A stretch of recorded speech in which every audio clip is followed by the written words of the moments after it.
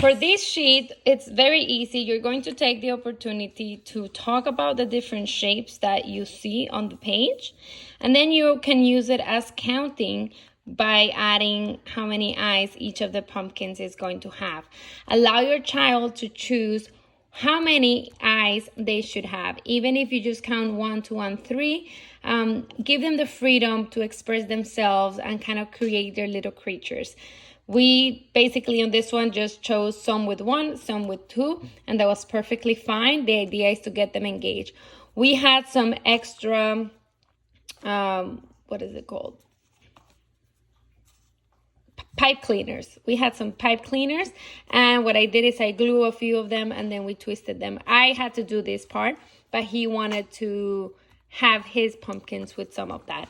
So that's an extra bonus you can do. It's a very simple activity that you can do. If you do not have a printer, what you can do is you can take the format and draw it onto your Todd School journal. Just write a circle, rectangles and triangles and different shapes, and have them do the gluing on top of each of those shapes.